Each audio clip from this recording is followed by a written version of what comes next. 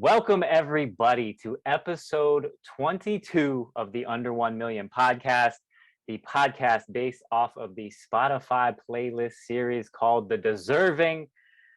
I am here with my guest that I have placed on the Deserving playlist twice now, once in season 2 with his record Big Dog featuring Remy, and once this season with Ladies Love Lucky. Go ahead and take it away, my man. All right, everybody, it's your boy Luckey Seven, and as always, I hope y'all living, laughing, and loving, because that is the lucky way. I like it. I like the little phrase you got going on there. All right. He was prepared for that. I know. Yes. But how you been doing, man? How's life been treating you? Oh man, life is just good. It's getting better at the day by day, just learning more, just experiencing life the best way I can. I love it. I love to hear it. I always got to get the COVID talk out of the way. How's have you fared through this pandemic? It's actually it's been an extreme time. It's been challenging, but it's been like it's been a learning experience too, just to see how people act and cooperate during the pandemic, and the different views based on whether the fight between vaccinated and non-vaccinated, and just everything, even how it affected the music, like far as us being able to perform live and just a bunch of other different things. Man, it's been crazy, but it's just been a huge learning aspect, especially with the artistry and things like that, learning everything else you have to do or you can do around COVID and things like that. It's been a challenge though, why, especially like with jobs and things and everything, but mainly I just feel like it's just like one of those challenges to see if you can get over that hump. But it's been crazy. I feel you there. So how are like live show opportunities there? Because you're in Chicago, correct? Yeah, yes, sir. Yeah, so how is it there? And have you been able to find opportunities to perform at all, or is it just kind of completely done? Yeah, so it's just now getting back into picture. Far as like, I would say about 2 weeks ago, I did an open mic, and it only had about a good 12 people, I guess, or so maybe in there due to COVID. But it was amazing. Like, just being back on stage was just like, whoa, this is the feeling was amazing. So now here it's switching up, because at first we were back open, now they're closing things down again. So it's just basically going off of ear of what's even available. So there's been a few like open mics in places and things like that. Not any like shows that throw like real venues, like something that you can schedule. Most of it has been just like pop-up stuff. Like if you're in the area, if you hear about it, you can come pop up and perform. But I want to get back to that showcase performances where, you got your scheduled 15 to 20 minute set, or like you can really go crazy with it. It's tough, man. It's like not necessarily like, it's because at least speaking for myself, it's not like I'm trying to find live performances that make a lot of money or anything like that. Right. I'm still working a 9 to 5, so it doesn't really matter on that aspect. But just for my mental, man, it drives me crazy not being able to do what I got used to doing. So I feel you. But like how it has been fun, I should say, watching people get creative in, like you just said, the pop-up type shows, or just pop-up whatever. Pop-up parties are really popular here and all that type of stuff. But like, how have you kept it creative and trying to at least maintain your reach? Because it's hard for like independent people. You got to do it. So how have you done that? Just really basically getting into like a lot of the virtual stuff.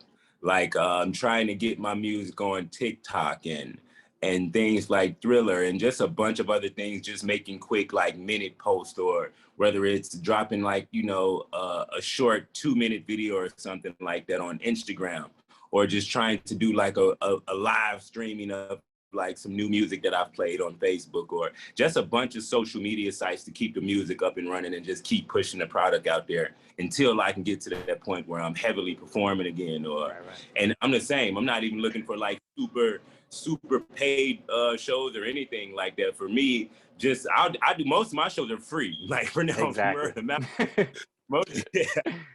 most of my shows are done for free right now. So it's just basically like heavily working with like social media and just things as far as like the viral aspect of it, trying to get content still pushed out. Have you actually done any live stream shows, like fully live stream shows? Yeah, actually I did one. What platform did you just do it on Instagram Live, or like what platform did you use? Yeah, they actually called me in. They called me it was like a one of those DM video calls you can do on Instagram. And Ah. we literally just did it through there. Oh, so you actually had somebody like set this thing up, and then you did. Yeah. So, all right, all right. Yeah. How did you do, or how did you come across that? Because I'm always looking, and this is for a question for me personally. I actually had a studio session, and we were just jamming out to some new beats and everything, having like a cool jam session. And my engineer had his door open. So his studio is located in this warehouse that's just complete with all type of different studios. Like, it's just a huge warehouse full of, like, I would say about a good 20 different like studio rooms in there. So it's just a bunch of artistry going on all the time. And this girl, I think she goes by the name of Sundance. Well, her stage name is Sundance. She does, she's been doing open mic nights for upcoming artists. So she heard some of the music, she walked past, she's like, yo, it's super dope. And we're like, oh, we just freestyled that. That was just something we were just playing around with. So she was like, oh, but it sounds pretty cool. Do you got other music? So after networking, she's like, I would love to have you on this, more so like a podcast, like a little live showing she's doing on Instagram. So it was just super networking. Her and the company she's working with had put it together, and it actually flowed very smoothly. And it turned out to be a real nice show. That's an interesting concept. I always, maybe I'll just have to put one on myself. I don't know. I'll just I'll whip one up, and if I decide to do that, you're gonna be the first one I call, my man, because most definitely. You got the experience. But that's dope. I want to ask you more about Chicago, because I've never been to Chicago myself. It's just one place I've always wanted to go and check out. I feel like, obviously, within hip hop, Chicago is super well known. There's tons of Chicago artists that I feel like I find a new Chicago artist every single day. But I don't feel like Chicago gets enough credit for it. Like, everybody talks about Atlanta. Oh, Atlanta putting out artists all the time. But like Chicago, people don't really talk about it, but they're there. Like, what is the music scene like as a whole in Chicago? And is it more of like feels like a family of like Chicago artists, or is it kind of do your own type of thing? Oh, it's definitely do your own type of thing. Okay. And if we're being super honest, like, I think the only thing that Chicago kind of gets, like right now, especially in the music industry, far as hip hop, we only get the credit for like the drill music. Like your Chief Keef, your Lil Durks, your King Vons, and fellow artists like that. That's what, like, I feel like that's what your mainstream knows Chicago as. That's the drill music. So, but I feel like you're definitely right, because we have it's like a melting pot here. I think since Chicago being kind of that Midwestern, we have a melting pot of all different sounds, all different talent. But being an artist in Chicago, you see how hard it is to work with others. And the main thing, I guarantee you, a lot of people will describe Chicago as it's like a crab in a barrel town. Like everybody's trying to make it to the top, so they're either pulling each other down or trying to climb on top of everybody's back. You got it's an extreme amount of like janky promoters here. You got a bunch of people who like, oh my God, it's ridiculous. All right. It's ridiculous. You got a bunch of people who give you these promises, saying, oh, I'm gonna do this. Oh, you should come perform. I'm gonna play your song on the radio, and you never hear it. You never end up hearing it. And then it's like, your cities like Atlanta and stuff like that, even with the DJs here, everybody is about money. How much can you pay me? How much can you do this? You really don't have a lot of people down here that's showing love for Chicago artists. And even on the mainstream radios, we don't have any segments. You would think like Chicago is huge. Why don't we have our own major record label here? Why don't we have, why does every successful artist that makes it in Chicago, the first thing he does is leave Chicago? So and that's kind of where my question came from, because it's like the label thing too. I didn't even think about that. That there is none. I don't, at least that I know of. We're the third biggest city, third largest city, I think, in the U.S., and we have not one major record label here. Why do you think that is? It's just the music scene. Like, you have I don't feel like you have those labels or anybody just here everybody has this scene in Chicago where they want to be the boss. Everybody just wants to be the big dog. Everybody wants to be the head honcho. And there's very few people, and I especially say men, who come together in solidarity and just, like, make something happen. No one wants to seem bigger than the other guy or bigger than this artist. So that's really the major thing. Like, no one, I go to places like Atlanta and stuff like that. You see a lot of their artists pushing each other. You see a lot of their DJs, the record labels, everybody is networking. There's a cohesiveness within it. There's none of that exists in Chicago. Because once you get to this level, you're gonna have a bunch of people either trying to take it from you or sabotage it or just hating. And yeah, it's not here. It's not here at all. See, I've been waiting to have an artist like you on this show, because that's exactly my experience here in South Florida. And it seems like everybody I always bring on, I ask about the city, try to get more, oh yeah, everybody's all loved over here, blah, blah, blah. And I'm just kind of like, God damn, what the fuck you guys talk about? Right. I don't see any. Never experienced that. For real, man. So I feel you 100%. I that's been my experience, especially with the janky promoters. Oh yeah, I'm putting on a showcase. Bro, I cannot tell you how many times I've agreed to do a showcase or agreed to do a show up, and ain't nobody there. Nothing there, no promoter, nothing, and that nobody that's working there knows anything that I'm fucking talking about. Yep. So I feel you. 100%. And the main thing here, like the biggest scam and the biggest thing here that these promoters are doing is, like, they're throwing these huge open mic nights, or not even open mic nights. Yeah. They're throwing these contests, come perform, and the best performance wins radio play, or the best performance win a free video, or free studio time. I've even seen people do car giveaways. But the thing is, they're like, okay, if you're gonna perform, you got a 3 to 4 minute set, but you got to bring up to 6 people, and all your 6 people got to pay $30, and all. It's just like, what? And then by the time you arrive to the venue, you got over like 100 different artists there who brought, 6 or so people. So those promoters are gonna make their money easily from you bringing those 6 people, alcohol, drinks, and everything. Then you get up there and you perform. And the sad thing about it is you don't have a concert full of people who are actually here to listen to music. You only got the supporters of those artists there. So if I brought 20 people, once I perform and once I finish, all those 20 people are gonna leave with me, basically. And now you're sitting there like, dude, what the fuck? What's going on? Man, I feel like I'm talking to myself right now. I'm telling you, I only had one good experience like that, or at a show that was put on like that. And it was in Orlando at this place called the Abbey. So shout out the Abbey, and I don't even remember the promoter's name at this point. It was a while ago, but whoever that guy was, you did it all right. But I've had plenty of experiences like that. The strip club scene, doing shows in strip clubs is a fucking nightmare, man. Yeah. Oh boy. Oh man, I feel you 100%. So yeah, we gotta turn things around for our cities, man. Most, like, that's the goal, because it's not looking too good right now. Nah, for real. But I get it though. I mean, I get the concept of like a showcase. The money has to come from somewhere. You know what I mean? And the sad thing is that I feel like, okay, so bear with me here. Yeah. Being a fan of music is an art in itself. And I say this a lot, and a lot of people don't understand what I mean by that. It's like, what are you talking about? I'm just listening to music, whatever. But it is an art in itself, because if you're a true fan of someone, you genuinely want to show support for that artist, that person, whoever it is, and whatever it is, or whatever type of art they do. So what I mean by that is, when I become the fan of someone, I'm telling everybody else I know about this guy. You know what I mean? I want you to experience what I feel when I listen to the music.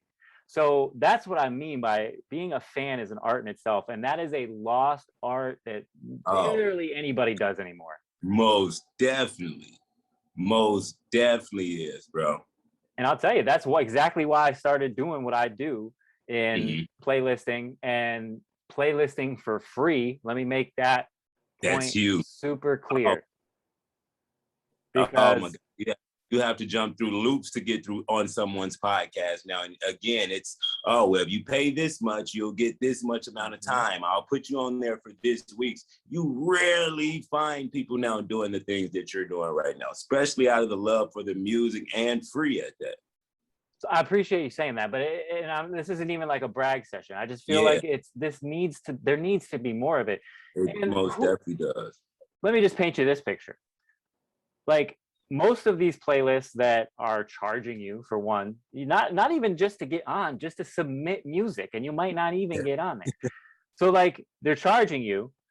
They don't even have a following for one. There's what, like a couple hundred followers. Like why would I pay to get basically zero exposure? When I know that probably most of those fans, and then if it is a playlist that has a bunch of followers, they're most likely fake, because that's super easily done. And it's like, what's the fucking point? You know what I'm saying? What am I getting out of this? What besides me giving you my money, what am I actually getting from this? We're just going in circles here, just handing money to different people that are gonna not do nothing with it. But oh man, I feel it. I just got frustrated even talking about it like that. So no, it's true. Hardest aspects of us being artists, man. It's what makes it so hard now. For real. And I get it. It's watered down. There's a million artists out there, so it has to be hard. But at the same time, there has to be at least some genuine paths for these guys that are actually putting the work in. Exactly. Now that's the truth. That's the major truth. Absolutely. I'm gonna switch gears here. Okay. I got, like I said, I got frustrated with that. I gotta get away, or I'm gonna keep ranting. But I was thinking about something the other day, and this is kind of goes along with what we were talking about before, just pandemic talk, all that type of stuff, and not sticking with just the pandemic, but we as human beings, in my opinion, we need to stop acting like surprised or shocked when something that is seemingly crazy, or, well, that's wild, that's so crazy, when shit like that happens. Because I'm gonna tell you this. I guess this is something that the pandemic taught me. Okay. I will never be shocked or surprised at anything ever again. And social media and all of this crazy shit, that's all taught me this too. But like, seems like every new piece of news that I hear now, someone's, oh my God, I can't believe it. What the hell? Like, why are we surprised anymore? Yeah. You know what I'm saying? Do you have that experience with people that you have conversations with? Most definitely. And it's just like, especially like even with here in Chicago, where the freaking weather can go from 80 and sunny to, oh, it's extremely raining, or a snowstorm, or just something ridiculously crazy. Even things from the weather, like I don't see how people are still. It's like 2021. You guys are still shocked that major things are happening, like crazy things are happening. You would think like, oh, people's mind just. When a drastic moment or something happens, people just forget about it. So when something else happens, it's like, oh, I can't believe this is happening. No, this is like, no, you're definitely right. I feel like we should already be prepared for the worst, because the worst keeps happening. It's like the worst literally keeps happening. So there should be nothing. Yeah, every single day. And I feel like everybody it's like a popularity thing. Like, when somebody says, oh, this is wrong, now everybody's like, oh, it's wrong. They said it's wrong, so, we're going to panic. Oh, everybody's panicking. I should too. I'll say this, and you hit it on. It is definitely a popularity thing, and it's kind of like this whole tribalism thing has gone way too far. Like, I get it in sports and all that. You got to have a team. You want to root for somebody. But, like, we're fucking around with people's lives now. And, like, you know what I'm saying? And it comes to that type of stuff. And it's kind of sad. But, like, when you think about like shit, I just had a point and I lost it. I lost my point. Where'd it go? It's coming back to me. It's gonna come. But anyway, I definitely think it holds us back from progressing as just people, or whatever, just individuals in general. I got my point back. I'm gonna stop talking right there. But so like, when you have people that are just like, oh, it's crazy. I really feel like it's just us trying to be a part of something. Like, we want to be a part of history. So everything that happens, oh my God, we've never seen this before in history, whatever. But if you go back and read a fucking history book, it's like, yeah, this has happened 400 times in our past. Like, we forgot about everything that we've written down. I don't know. it kind of puts me in the sense of like, it was major. It was funny to me how, especially like when COVID first started, everybody was separated. Everybody was, running, we can't be around each other, 6 feet, wear a mask. Then the George Floyd thing happened. Now everybody is protesting. Like, we completely forgot about COVID when George Floyd happened. Everybody was protesting together. There was all the rioting and the looting. You didn't hear anything about COVID for almost a month and a half or so because of the George Floyd thing. It stops, then boom, now COVID pops up back. Now there's a new form of it. And now it's just a bunch of different things. Like, I think it, and you said it right, everybody wants to be a part of something. You know how many people like, oh, I can't wait to tell I survived the pandemic, and I can't wait to tell my future kids of this is what happened during the pandemic. And it's just like, oh my God. It's wild, man. I don't understand it. But you brought up a very good point with when the George Floyd happened and it just kind of went away. It's kind of sad because I'll share my personal experience with like my political stance or whatever. I don't care. Nothing's off limits here. So we're going to talk about this, whatever. Yeah. But I absolutely, I now still lean much more left than I do right. I used to be like a hardcore, I shouldn't say hardcore. I was young and stupid, but I acted like I was a hardcore, like Democrat, whatever, blah, blah, blah. But I really came to realize that everybody's lying to us, man. Every last one of them. Because that point you hit on the head, like watching CNN or whatever, Democratic news you're watching, COVID didn't exist for a couple months because they wanted to hammer home their fucking point with what was going on there. And then, that kind of died down and they're like, well, our ratings are going down, so we got to hop back on COVID and ramp up and scare everybody else. So that's where I got off of that whole, but what are your thoughts on that type of deal with when it comes to politics anyway? Honestly, I think I'm at that point, the exact point where you are, to where it's like, I was that super Democrat as well. And now it's just like, I kind of just find myself in the middle because, again, I'm at that same point to be like, oh, everybody's just lying. Everybody's going to tell you what they want you to hear. Everybody has their own side of the story of why this is right and why this is wrong. And it all just, both sides, no matter where you come from, it's like, don't do this, or we should be doing this, or it's like a tug of war. So it's like, I kind of just place myself in the middle and like, hey, if it seriously affects me, I'll figure it out from then. But other than that, I'm just going to play my part in living and just doing what I got to do to survive. I don't even get too much into politics at all. Like, no more. I've completely removed myself from politics at this point. I'm with you. I don't watch news ever anymore. No. Not a damn thing. If it's important enough, I'll get a fucking emergency alert to my phone, and that's all I need. You know what I'm saying? Yeah, man, it's scary stuff, but I have been meeting more people like you said. I was coming around, just kind of shifting back to the middle, and that's the trend I see, which I hope one day we don't even have Republicans and Democrats and all these parties and bullshit, because it's kind of like it feeds into the tribalism that we were talking about before. Definitely does. Yeah. It definitely does. For sure. And then especially when it came to like the news and stuff on politics, I kind of got deterred away from it once I figured out like these news stations are run by companies that control what they put out. Like it's controlled what they put out every single day. So this is nothing like people are actually reporting news. This has to go by, everything that's portrayed on there has to get cleared to be put on there. Absolutely. So like, real news if you're selective about why you're posting, how you're posting, or what you're talking about. So I stay away from it totally. Awesome. So we're gonna get away from it now. So done. Over.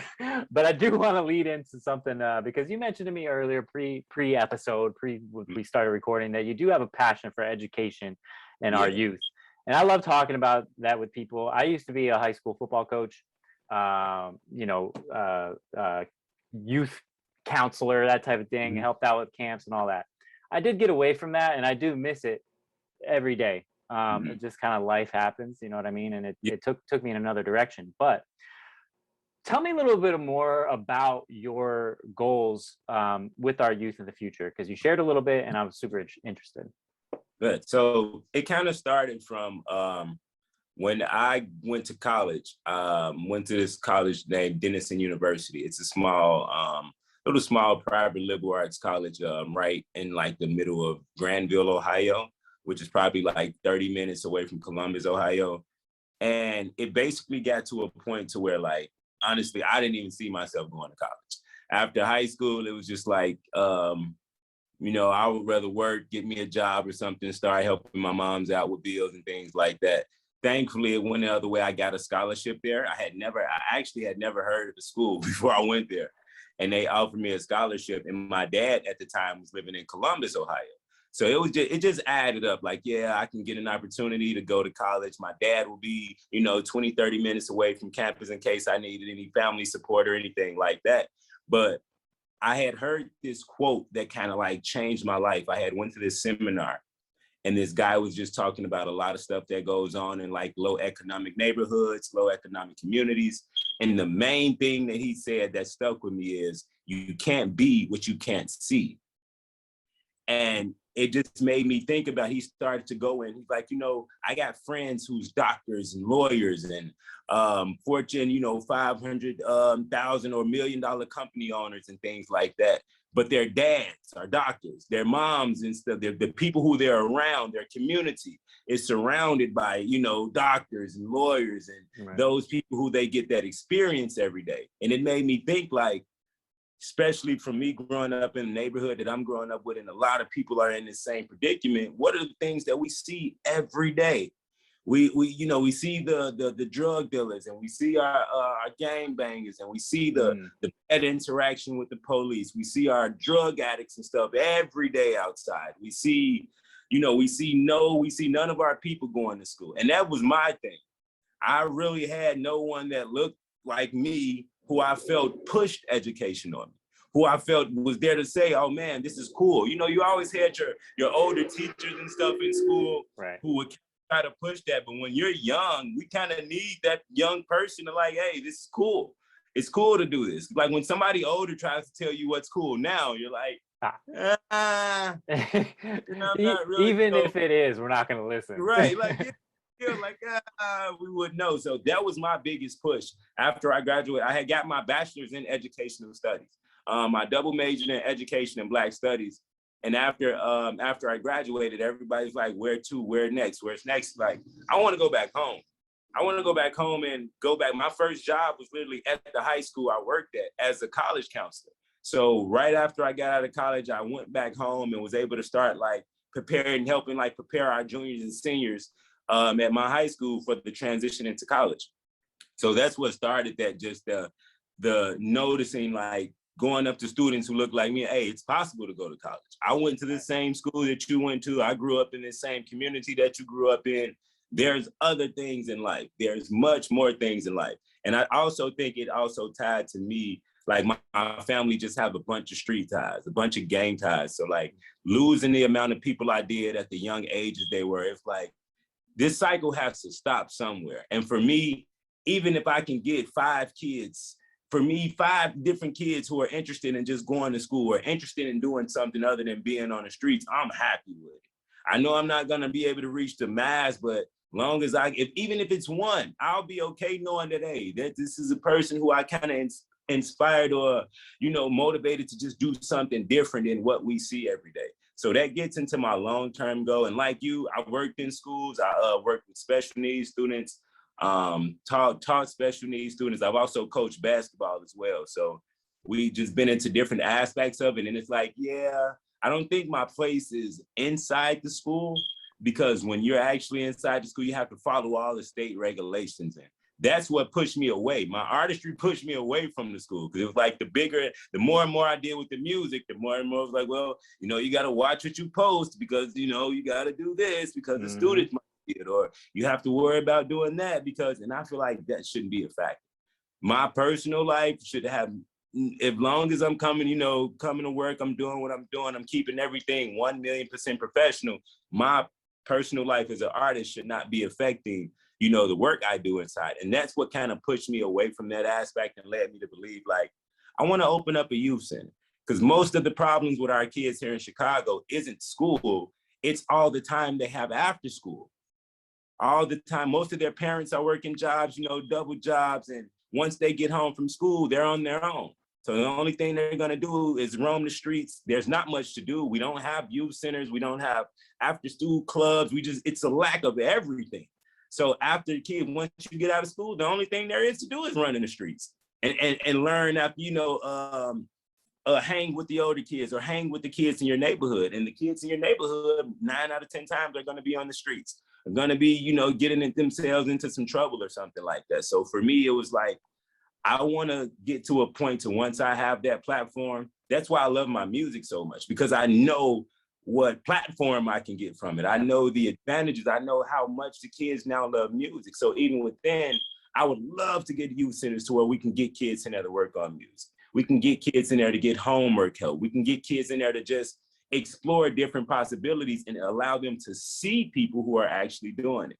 So that's my main goal. I love that man. I could just listen to that on repeat. And you know what I mean? And I think it's something, like you said, is widely missed. Like, we have boys and girls clubs down here. Like, do you have that type of stuff? Yeah. But it's like, what is there? There's nothing there. There's a basketball court. They're like, oh, all right, cool. Like, kids don't do that shit these days. You know what I mean? We got to keep up with what our kids want to do. It's ridiculous. But I want to kind of share my story, because it was a very similar experience that I had when I worked at schools. And like you said, it kind of put your artistry, pushed you away. Well, the schools literally pushed me away, because they found out that I rapped, and I got fired for that shit, my man. And it was like so heartbreaking to me, because I knew the connection I had with those kids and the progress that I had made with some of them. Obviously, some of them didn't need so much attention, but you know, some of them do. And it's like, you're really tearing away somebody that actually cares about these kids and actually helping, when you're just trying to shove some program down their throats that they don't even give two shits about. You know what I mean? Oh, and man. Bro, we literally went through the same exact thing. They tried to say, you know, they gave me that program at the end, budget cuts. But it was just too, like, it started becoming way too, the impact you can see, because I had shirts. I've always had my Luckey shirts. I had a few different designs, but there were points to where the students were coming in, you know, wearing the Luckey shirt. They started hearing some of my music. I don't know how one of the students found one of my music videos at the time, but it went through the school and all the students loved it. Like, all the students loved it. So that grasp of, you know, my last name is Thomas. So, Mr. Thomas is so cool. Like, Mr. Thomas.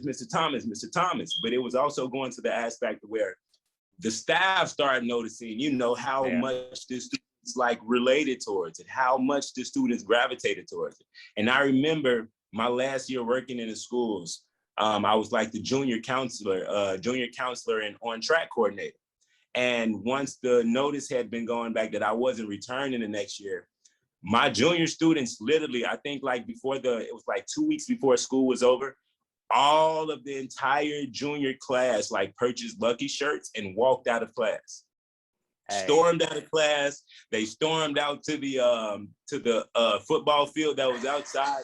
One of the students grabbed a huge speaker and they all started playing my music. They were like playing music, going crazy outside. So it was just like, the students were saying the same thing. We're close to him. He cares about us. He can relate to us. He does so much more than just be our teacher. And now you guys want to let him go just because of music. Half of us in here wants to make music, so he can help us with that. Why are we letting him go? Like, exactly. It was crazy. It's a jealousy thing, man. It really is. And that's where that's the conclusion I came down to. If you're influencing kids in a way that someone else thinks they shouldn't be influenced, then we have no power and we're gone. You know what I'm saying? Yeah. It's ridiculous. It really is ridiculous. And it's as a whole, it's in our entire school system in this entire country. And it's pretty gross when you really think about it. It's pretty gross. Definitely is. And when something like that happens, it discourages these kids from even doing what they want to do, because they see that it's like, oh, well, look what happened to him. Maybe I shouldn't do this. You know what I'm saying? Exactly. And I still even run up to students now, some of the seniors and juniors that I work with, I keep in contact with them every day, as far as just keeping them up. Congratulations. Whether you're just working a job, hey, congratulations. You're providing for yourself. You're doing things that's necessary and things that you need to do.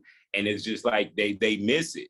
Like, oh, we there's nobody in the building who we feel like we can relate to. Every time something good gets going on and we get something we feel like we like, they take it away. So it's sad right now. It is. And that actually you just made me feel a little bit bad about myself, my friend. I still have in contact with a few of the kids I used to coach, but for the majority, I lost contact with most of them. And I honestly, that just kind of hit home. I feel like I haven't done my job, that I was so passionate about doing. And there is no reason that something like that should stop just because you don't work at the same school or whatever. It doesn't matter. And yeah, man, you just helped me. I'm gonna definitely reach out to some of those guys for sure and see where they're at, because I think about them every day, to be honest. It's crazy. And then I wouldn't say like I'm super the best at it, but I know I keep, like, after I left and after most of them graduated from high school, I did get to the point where I started accepting them on like Facebook and different things like that. So majority of it is through social media, where you find out, keep up with them. Hey, glad to see you, let them know, hey, my number's always available, call me anything you need. But yeah, it's I feel like that for the most part, that's how I try to do it as far as social media. I do have my select few who I like created extremely bonds with, who kind of went through some harsh like financial and home situations, who I, kind of just be there to be that mentor and advisor for them. But we can always get back to it. It's never too late. We kind of, I feel like we're one and the same, but we have that natural impact of being advised and stuff. So it's never too late. We can always get back to it. I hope not. I'm gonna go back down that road, man. I appreciate you even saying that, to be honest. Like, that's for real. That's not podcast show shit. Well, none of this is really, but a lot of people think it is, I know, so I have to say that. Yeah. But that's awesome, man. I love the idea, and I hope you reach that goal, because it's something that we need desperately, for sure. I appreciate it, bro. Absolutely. Switching gears, directing videos. I've seen many, maybe all the videos that you have. I'm not sure, but I've tried to watch them all anyway, and I love them. And I know you have a passion for directing your videos. I just watched one today. I can't remember which one. What was your most recent one? I think the most recent, it was the Ladies Love Lucky video I actually put out. That's it. I don't know why I thought of it. Yeah, I watched that again today. I've watched it a few times now, but I watched it again today, and I'm gonna say this, man. Videos like that, I've always been terrified to do a video like that.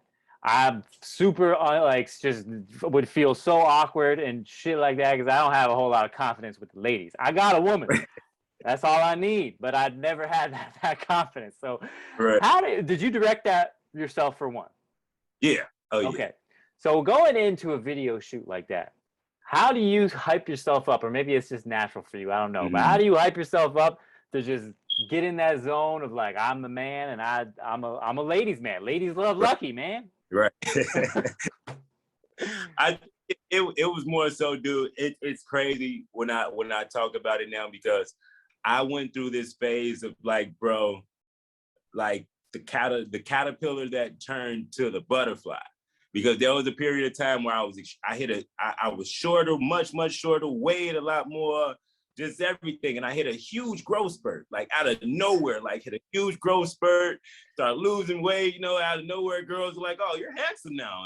And so, so like it actually is fairly new, but it gets to the aspect of just like, I think more so I have a professional mindset with it, like go into super professional, like, okay, this is a video shoot, we're doing the music, like I'm the artist, like.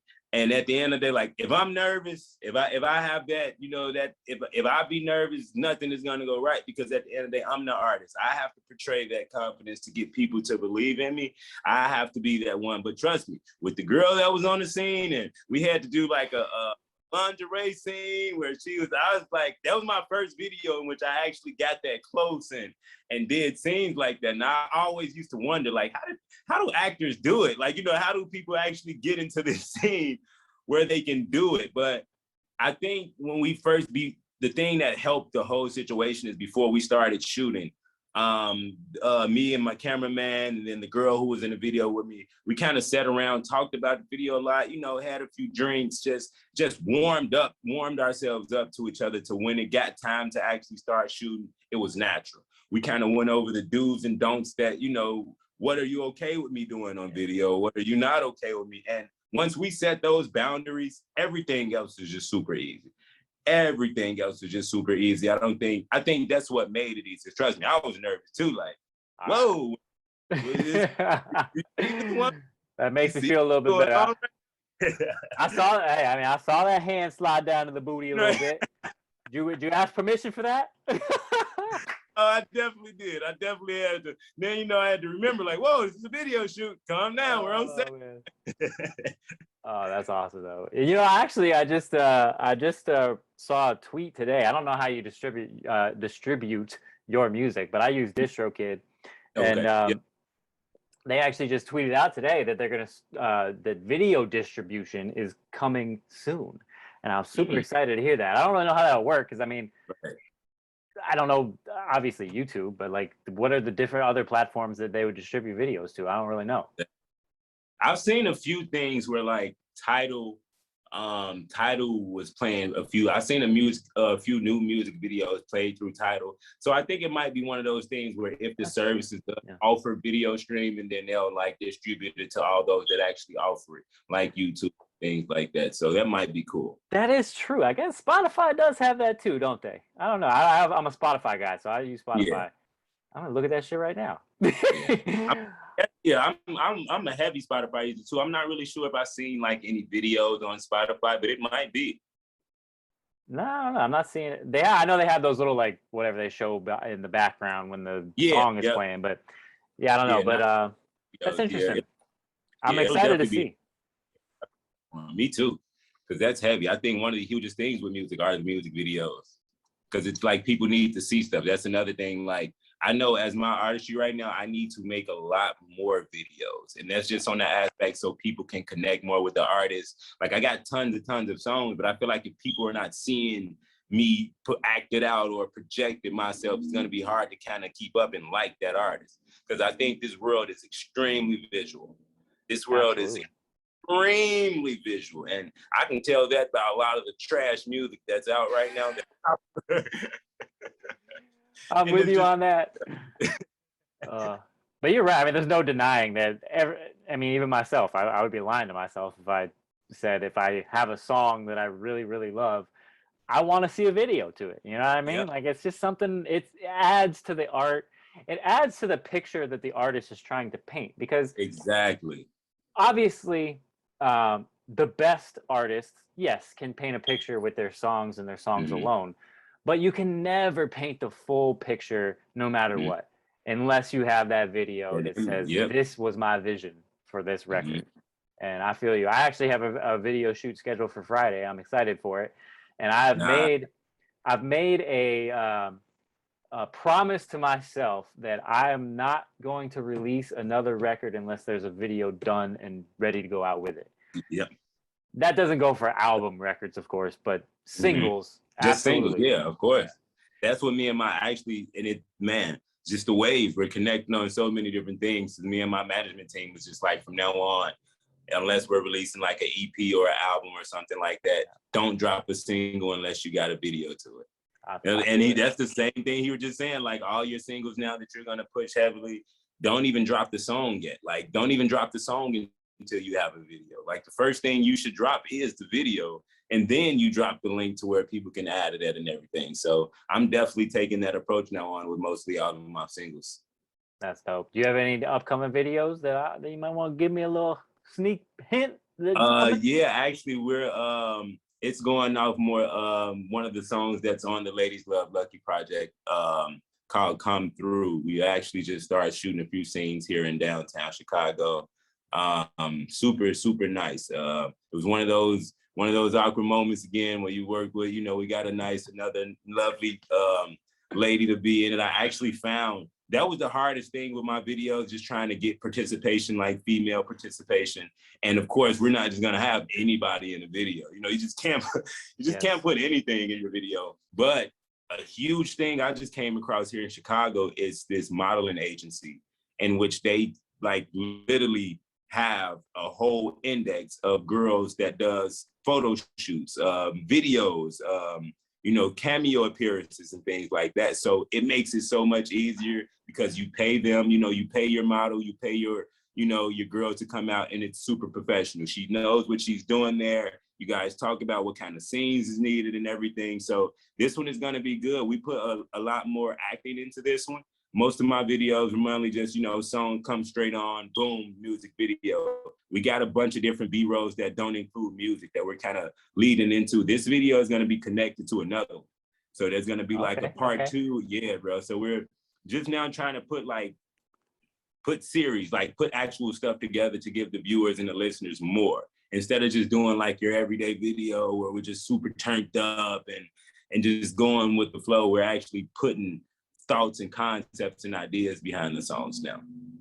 That's tough, man. I wish you the best of luck with it, because I'm gonna be or at least from my experience, and watching a lot of independent artists make music videos that have an acting portion in it. It's very easy to come across corny, and I know you know that. Yep. Oh yeah. Oh yeah. I'm telling you. Yeah. How do you get away from that, or how do you avoid that? So like going into this video, and knowing there's acting scenes in it, what are you looking for to make sure that doesn't happen for your video? I think just the natural of it, like the naturalness of it. And for me, it's also like the extreme preparation. And that's another thing, like people, I kind of never really told anybody, but even in high school and a few shows in college, I did acting. Like I remember in high school, I played the lion from The Wiz. Oh. Yo, are we related or something? Because I was in plays in high school too, man. I was in the shits. I was leads. I was into that. Yeah, bro. Like super got into it heavy. Like, and then I did a little pop-up thing, this little play in college. So just the it's fun to me. I think the creativity of it is super fun. And my motivation in music, like one of my biggest influences is Ice Cube. So how he went from, you know, writing the music to directing videos, to starring in his own movies, to writing movies and things like that. I think that's just another craft of it. The artistry part of being able to act and get on camera and play different roles and things like that. That's literally one of my biggest reasons I want to do music, because I want my music to lead into more opportunities like acting, or, you know what I'm saying, being in on a TV series or something like that. Even just getting my music to play in the background of a TV show is like a huge thing for me. So it's just making sure I always just want to be in that environment, the acting role. I always want to play different people. I've always been fascinated. One of my main goals, I want to be in like a Marvel or DC movie. Okay. I would love to play a superhero. I would love to be, you know, long down the line, put me in a costume or something, man. I would love it. But it's just, with me directing my own videos too, it's like, I know how I want them to go. I know I know the mood I need to be in for this song. I know, you know, the environment I want it to be in. And that's how I think I keep it from being like super, super corny. And you also just have to have the experience of being on camera, the experience of being in that environment in which, you know, it came from. Because a lot of people just try to do it just off the fresh, just off, you know, boom, I'm going to try it. I see it. I think it's easy. It becomes corny. I think people look super corny when they think it's easy. It's not. It's definitely not easy. It's something you definitely have to put time and preparation to. And I think that's a huge reason why a lot of it comes out corny. And also, people aren't really like your people. You got a lot of artists who don't make true music, who are not true to themselves.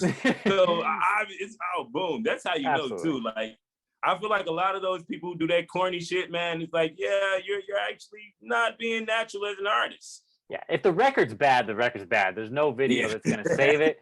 But there are some phenomenal records that I've even placed on the the playlist, and then like, oh, there's a video to this, I got to see it, and then it's like, oh man, damn, I'm not gonna name any names, but they're out there. I'll say that right now. Seriously. That's a huge part of our business too, bro. A lot of people don't realize, and I pick up like, I'm glad now I'm not in a super rush to be like, oh, I want to be famous. I want to be now. Like, the more and more I've done my music and worked in it and learned about the industry, the more and more I've learned. A lot of people don't understand that your image is a huge part of your success. Absolutely. Like, yeah, the music can be fine, but if you don't have the image, if you don't have your personality, your character in general, if it doesn't match, your career probably will not go anywhere. If it doesn't look good, if it doesn't give out that natural feel to the listener, it's not gonna go nowhere. And like you said, I know a lot of people with great music, but when you see them perform live, it's horrible. When they shoot videos, the image of it and everything, it's like, bro, this throws the song off. Like one of my great friends, Ezilla, he's also like my CEO, my engineer. You know, he produces almost half of the music that I make. We just really kind of like created the sound together, like the Luckey sound almost together with him, along with Sean Martin, who's my other producer. But he just put out a song in a video, and I was just telling him, like, you know, somebody he had featured in it, it's like, bro, this throws the whole video off. Like, the song is amazing, but his part could have been kept out. Like, that just throw the whole song off. The video actually like makes me not even want to hear the song anymore because of how his part is on it. I feel you. And I think it's hard when, especially if it's like somebody that's like your friend, you know what I mean, that you know well, and you're like, oh, yo, you do this, and then it ends up not going well. You got to be honest with yourself, man. You got to be brutally honest with whoever it is that's working with you on your music, because I've learned that the hard way. There's many people that I used to think I would never, you know, not be friends with or never not talk to again, that I haven't seen in years. You know what I mean? And it's just because their goals or their mindset for what I was trying to do or what we were trying to do, it wasn't the same. It wasn't the same. And I know that you can never expect someone to put as much energy into something that, you know, you see as yours. But at the same time, you can find people that are like-minded that are going to assist you along the way. And I think that's the hardest thing to do. Oh yeah. That's bro. If bro, we're literally like, you literally just everything I want, how you just said it, I would say it the same way. And even now, I'm super thankful to just have found a team. And don't get me wrong, it's not like I got a team of, it's just like a team of like 4 people. It's like 4 of us who are like team, and they come at me and let me know every day, you know, we're Team Luckey. We're Team Luckey. Like, you're not just you. We represent you. Like, we're trying to help far as booking shows and just promo and everything. What do we need? What's the budget do we need to come up with? How do we need to do this? You should do this. You should do that. We need to start working on that. And it's like, I feel good now because I actually have that unit. One thing I know, that you can't do it by yourself. No, like, you can't. At the end of the day, you can't do it by yourself at all. So that was my number one thing as an artist, just finding those people who believe in my vision. And dude, once you find that, I swear, if it's 3 or 4 people, it's gonna push you far. Like, because I started losing inspiration in music, and I definitely know, you know, as an artist too, we get to those times where it's like, man, fuck it. I feel like that right now. like seriously, like, bro, man, fuck this shit. I'm putting all this money into it. I'm putting all this time and frustration, and this is really my passion, but it ain't getting me nowhere. And then it makes you upset. And then I'm pretty sure you feel the same way. We get irritated all the time because, like, how the fuck is this trash ass music that's out right now sounded so good? Like, I will say this. I don't mean to cut you off or anything, but this is kind of somewhere that I've come to in my 31 years on this earth. So I'm not young by any means when it comes to hip hop. So like, I've come to accept the trash music or whatever that gets somehow popular, because I'll say this, even though I don't enjoy the music, someone does. Right. And I get it. Like it's hard, it's so hard to get out of our own heads and be you know, or not be biased or whatever it is. And I might still not like the music, but I'm gonna give that guy credit because he's somewhere where I want to be. Yeah, where I want to be. You know what I Yep. mean? You're definitely right. And You're definitely right. and it's almost like a it's very humbling, you know what I mean, when you finally come to that realization. It's like, holy shit, I've been one of those people. old head. Am I an old head? I'm 31. I'm not that fucking old, but am I an old head? You know what I'm saying? So it's like you just kind of gotta eat that humble pie, man, and just be like, you know what? Hey, they might not know how to make music, but they probably know the business side. They probably know the relationship side. You know what I'm saying? There's so much that goes into it. There's so much there. Yeah, you're definitely right about that one. I agree with you 100%. Yeah, man, I feel y'all, man. I honestly, I could talk to you for hours, I feel like, but I do try to wrap these at an hour, and we're already over an hour right now. But okay, man, I appreciate you having me. Hey, no, but I do want to ask you, just kind of take it out. If you have a message that you would give to the listeners, what is that message? And you can take it from here, man. Okay. Yeah, even like I say, how I started the thing off, man. Love, live, and laugh. And just apply that to everything that you do, whether it's music, I don't care what you do, just life, period. Everyday methods, you guys just go with love, you know, love everything you're doing, love your family, love the world, love the people, laugh. When you get mad, when bullshit happens and something, laugh it off, because a smile or laugh always turns everything around. And just live. Like, don't live by the rules, the norms, the standards. Don't live by anybody else's theory. No one else can make you feel how you should feel about yourself. At the end of the day, no one should have the capability to make you feel any other way than how you feel about yourself. And with that, the possibilities are unlimited. No matter what you're doing, if you're an artist, just keep it up. Believe in yourself. It might not be happening as quick as you want it to, but do it. And my biggest thing, I like to tell everybody this: Michael Jordan didn't win his first ring until he was 30. And so it's just like, you know, like it takes time. It takes time. And if you're really dedicated, we're going to get there. I couldn't say it better myself. And I love it. I love it, man. I love it. I feel like we're on the same wavelength. I got to have you back on here to have further discussion about more stuff. But music too, bro. We definitely got to get some tracks out there together. Hey, I wouldn't ask myself, but now that you said it, you are goddamn right. No, man, but I really appreciate you taking the time. I know things can be pretty wild and scheduling and all that type of stuff. So anytime you're willing to give me, it's fully appreciated. I want you to know that. Anybody listening, please go check out this man's music. It is phenomenal. Like he mentioned his project earlier, the Ladies Love Lucky project. Not just the record I placed on the playlist. The whole project is dope. I can vouch for that, and I would never vouch for something that I don't believe in, because that hurts myself. That hurts my brand. So yeah, definitely go check him out. I'm gonna put his links down below so you can easily access those. Everybody listening, I love you. I appreciate you listening. I hope you come back and listen next time. Be easy, everybody. Yo, peace, y'all. Thanks for having me again, bro. All love.